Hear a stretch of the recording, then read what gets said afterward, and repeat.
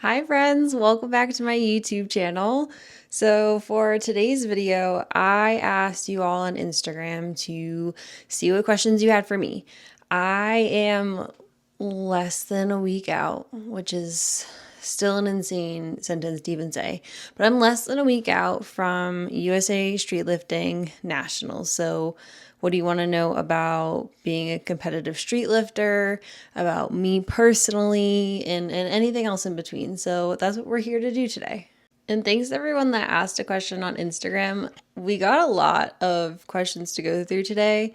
And when I posted this poll originally, I just said, like, what do you want to know? Things about street lifting, things about me, whatever. So the first response was all of the above. Hi, I'm Kelly. I started street lifting about a year and a half ago. If you don't know what street lifting is, it is a weighted calisthenics sport and it's a strength sport. So in street lifting, you are trying to do your 1 rep max with 4 exercises. And there are a couple different formats, but the 4 exercises of street lifting are muscle up, pull up, dip, and squat. If you watched my previous YouTube video, I posted a workout where I did all 4 of those movements in one day. So it's basically kind of like a little mini street lifting meet. And so in street lifting, it's really similar to powerlifting, where athletes get 3 attempts to lift their 1 rep max, lift like as heavy as they can with those 4 exercises. Only your heaviest lift counts towards your total, and there are a lot of form regulations. It's a very strict form sport, which is why I love it. I have done a couple of classic format street lifting competitions, which are just doing 1 rep max of pull up and dip. And so next weekend, this will be the first time that I compete in an all 4 MPDS format, muscle up, pull up, dip, and squat. And I am super, super excited. How big is street lifting in the USA? Is it a common sport? I would say no, it's not a common sport, although it's growing a ton. So I think we just passed our 3-year birthday in the USA. Street lifting is still very new to the world globally and to the US. So there's not a ton of people that compete in it, but it's growing exponentially. Even from the past year and a half that I've been involved in it, we've seen a ton of growth. So I think, if you ask me this question a year from now or 5 years from now, I'm going to have a totally different answer. But right now, we're really just working on growing the sport, getting new people to participate in it. And I am actually one of the state chairs for the Colorado branch. So that is a lot of what we do. This next one says, what advice would you give to aspiring street lifters hoping to join my first comp next year? First of all, yes, this is so exciting. This is what I'm talking about. We're trying to grow the sport. We're trying to get more women in the sport specifically too. So first of all, yay for even asking that question and thinking about it. Advice that I would give to aspiring street lifters. Universal sort of advice. And this is a lot coming from me, but number 1 is patience. I am the least patient person in the whole world, probably. This sport requires immense patience. When I first started street lifting, I couldn't do a muscle up. I could do pull-ups and dips, and I had been doing powerlifting style squat for years, but I couldn't do a muscle up. And I thought that if I just tried really hard and worked at it enough, that it would just come to me, that I was strong, and that it was just gonna come. And I was strong. I am strong. And I'm not saying you're not strong, but it's a different type of strength. And just with anything in the calisthenics world, from what I've learned, is that you just gotta be patient. Trust the process. Get a good coach and trust your coach. And just give yourself time. Don't rush progress, because that's how you get injured. I experienced a lot of different injuries when I first started, because I think I was just going trying to do too much too soon. So the biggest piece of advice is just be patient with the process. And I promise it's worth the wait. It's so worth it. My other big piece of advice that I always give like first time competitors in anything, whether it's your first time running a race, doing a street lifting comp, a powerlifting comp, like whatever it may be, is just like don't have any expectations. Go there and have fun. My first street lifting classic competition, literally like 2 months after I found out that the sport was a thing in general, I just went to have fun and to learn the rules and to get the practice of doing a competition before I had a competition that I actually cared about the outcome for, if that makes sense. So like let your first one kind of just be fun. Get the experience of doing the competition. You know, obviously like you can set goals for yourself, like certainly. But for me, like my overall goal for my first competition was like experience the competition, hit some lifts, have fun, and meet new people. And then by the time like I got to my next competition where I really cared about winning or I really cared about hitting a certain weight, I had that first experience kind of out of the way of like, okay, this is what a competition day feels like. Oh, I love this question so much. It says, how do you find street lifting friends as a woman? Power lifter that wants to try street lifting but needs a community. First of all, I can't do it. Love you. I'll be your community. I got so lucky that my gym already had a street lifting community built into it before I even knew about the sport. So they were already hosting weekly meetups, and I kind of had community built into my foundation of the sport. And I feel like that's a pretty unique experience. And so I'm just really lucky in that. However, I've built so much community online through Instagram. Like I'm meeting and talking to new women all the time. There are a ton of women out there that are street lifting. Like we're everywhere. So find us on Instagram. Follow the different federations, the different countries, accounts, or just Final Rep in general that's posting things. And I promise you'll find community there. And even if that community is just like next time you're in the gym and you see someone doing a pull-up, compliment their pull-up or tell them, hey, have you ever heard of street lifting? And that's like another way that I've kind of started to build community. Do you track your calories? And the second one is, how did prep go regarding food and your body weight? I'm actually so glad that somebody asked this because this is something that I am genuinely so passionate about. So the answer to the first question, do you track your calories? No, I don't. I don't track my calories. I don't track my macros. I don't track anything. I used to, way back when, talking like 8 years ago or so. I was like, I kind of started my fitness journey in like the bodybuilding scene. So I had a lot of experience of tracking calories and tracking macros for that. And I don't think it's like overall a bad thing to do. I learned a lot from it. And I think it can be really positive for that learning experience. However, like over time, it definitely became not the most positive thing for my mental health. I had always competed in the minus 70 kg weight class. And after my last competition in July, I kind of had the thought of like, I wonder if I would perform better, if I would feel better in the minus 63 weight class. I made the decision last July that I wanted to lose some weight. And I wanted to do that in a way that I didn't have to track my calories and macros, in a way that was healthy for me physically and mentally and emotionally and like in every way. And so what I did is I reached out to a registered sports dietitian who also specializes in eating disorders. I did have an eating disorder back in high school and college. And so that kind of having that lens is really important to me because I consider myself like fully recovered from that for, math is hard, but I don't know, we'll say like 12 years or so, but I've never intentionally lost weight really since that period in my life. So I wanted to treat this process like very delicately, make sure that I had somebody holding me accountable, not in the like what I was eating part, but really in like the how I was taking care of myself and how I was feeling part of it. In that time working with my dietitian, we really focused on eating foods that are supporting my workouts, supporting my recovery, things that I enjoy eating, and kind of just building off of that. And once we kind of figured out what worked well, it's been a super easy, super seamless process. And it's been really supportive on my mental health. It's felt great to,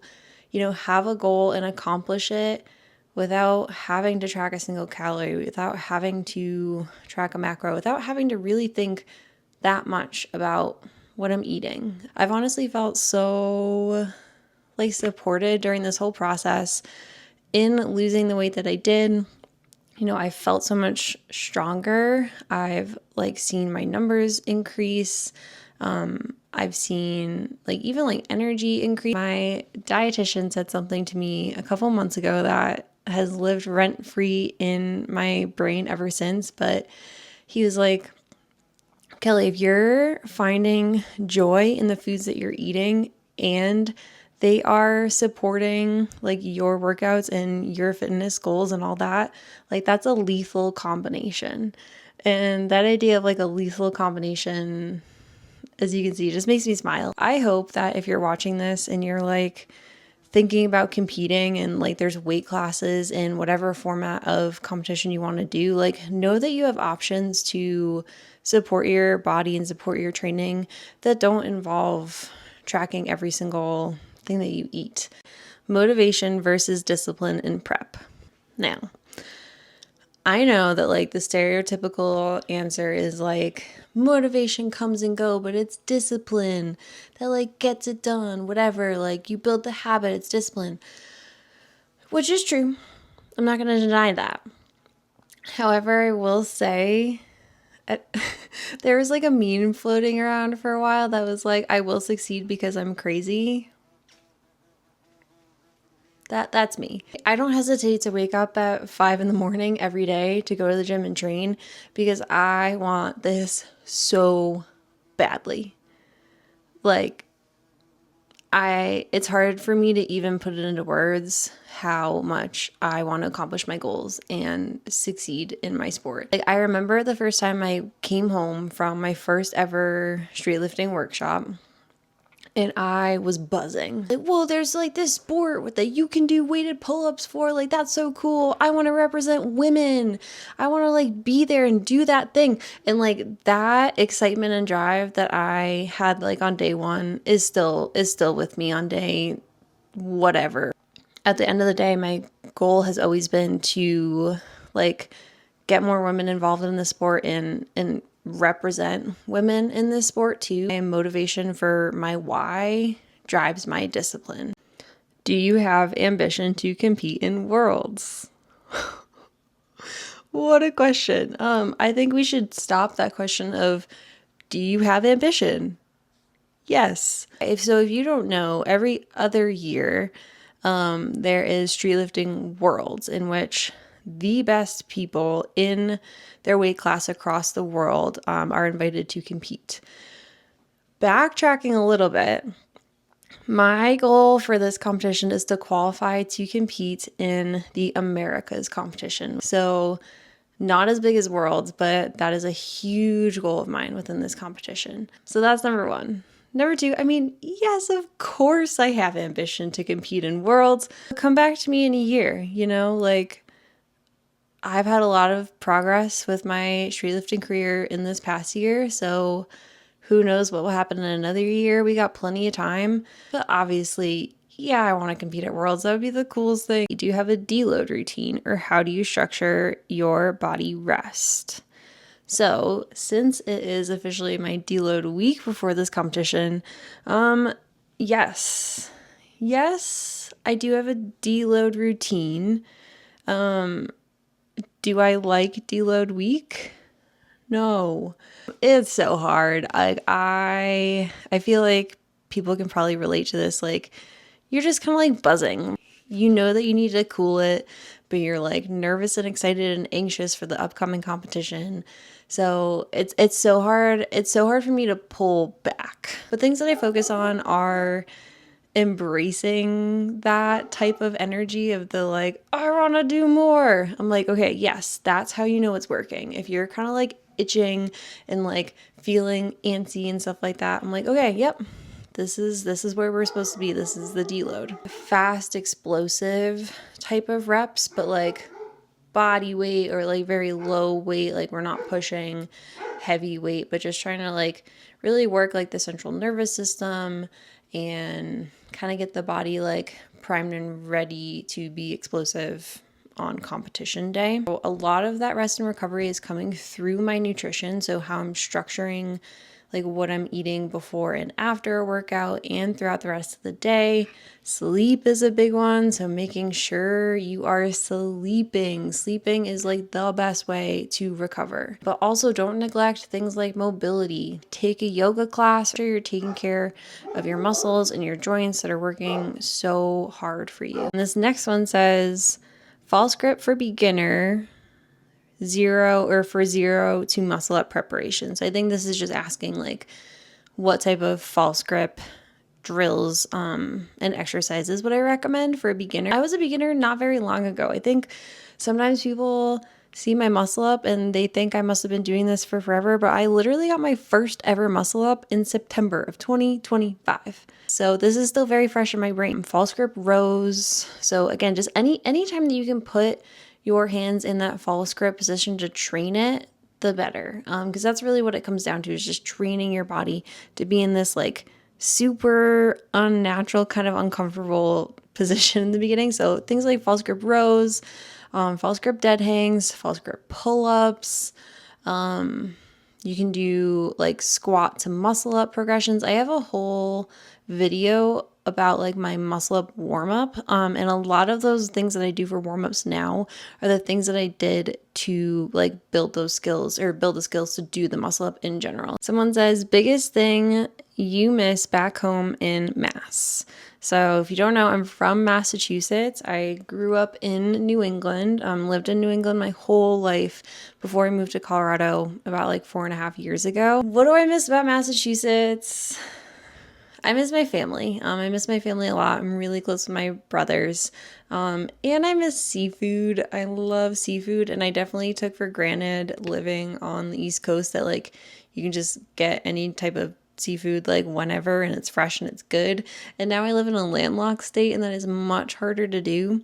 So literally whenever I go home, my family knows that they are feeding me seafood for that time, and I just try and get it in as much as possible. Other than that, not that much. Really just like friends and family that are further away, but I love Colorado.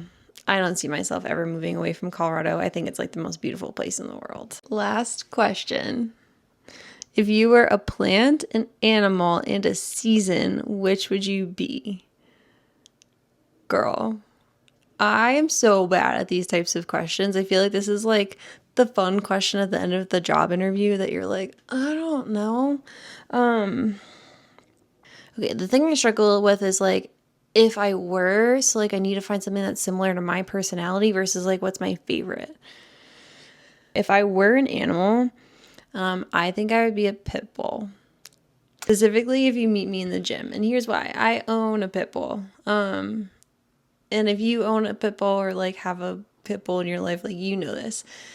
They have the bad reputation of being like angry and aggressive, right? But then they're actually like truly the sweetest animals in the whole world. I feel like that's like me at the gym. Like when I'm working out, like if looks could, like that's me. Like I feel like I look so intimidating. I often have people tell me that I'm scary and intimidating.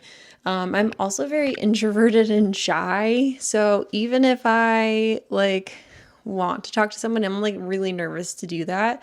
But as soon as like somebody comes to me, like all those walls like come down, and I love making friends in the gym. And I'm like, I don't know, I think I'm pretty nice most of the time. So that's how if I were an animal, I think I would be a pit bull. If I were a plant, my favorite plant is my fig plants, my fiddle tree leaf figs, whatever they're called. But I don't know that that's me. I just really like them, and I have a lot of them in my house. In a season. Okay, my favorite season. Well, my favorite season my whole life growing up in New England was always spring because I hate the winter and I hate being cold. And truly, my mood like skyrockets during springtime, like during like that transition from being cold and dark and gloomy to like sunshine and warm weather. Like, you'll never see a happier girl than me in springtime in New England. All right, friends, thank you so much for your questions and for following along. We are 6 days out from competition, so I think my next video is going to be a recap of my debut all four competition of USA Streetlifting Nationals, which is crazy. So stay tuned for that. Thank you all for being here and have a great day.